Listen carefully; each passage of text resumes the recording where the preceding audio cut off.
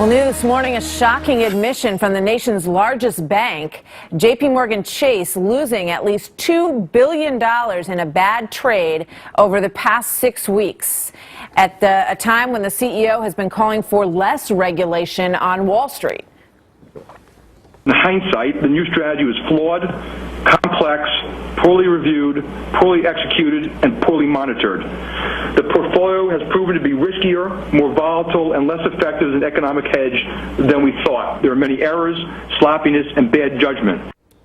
Jamie Dimon clearly stepping up to take the blame for this whole episode. Joining me now, Fox Business Network Stuart Varney, host of Varney and Company. So what happened here, Stuart? Well, it's a big bank, America's biggest, has the best reputation of all American banks. It's a very big loss, $2 billion, and it may get more than that. And it's a real big shock because it just came out of nowhere. The impact as of this morning will be, I think, as follows. It's going to put tough financial regulations on the fast track.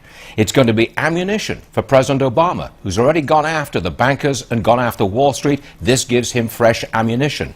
And it is, as I said, the biggest bank. And Jamie Dimon, who you just heard from, is perhaps America's best-known banker.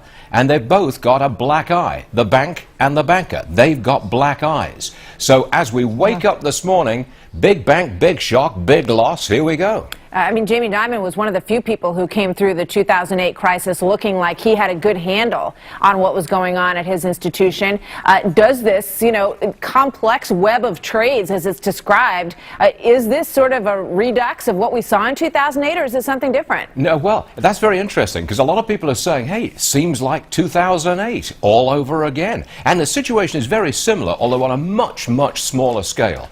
Back in 2008, it was these exotic derivatives that got everybody in trouble, the big banks especially. They went belly up on these trades. The government rode in to rescue. This time around, the loss sounds big, but by the standards of today, it's a very small loss. $2 billion is not that huge a deal for a bank of JPMorgan size. And by the way, it still made $4 billion profit in the quarter, despite losing $2 billion over on these London trades. But yeah, there is a sense of unease, Martha, because things shouldn't be going on like this. 3 years after the panic, we're still having a big, prestigious bank lose $2 billion on a few trades. Shouldn't be happening. Sense of unease. Stuart, I just want to get one more in here. You mentioned the regulations and that this might spur more regulations. Is it an indication that the ones that we have now in place since 2008 are not working? That's a good question. In July of this year, the Volcker rule is going to be imposed. That's part of the big financial regulatory picture. In July, those new rules hit.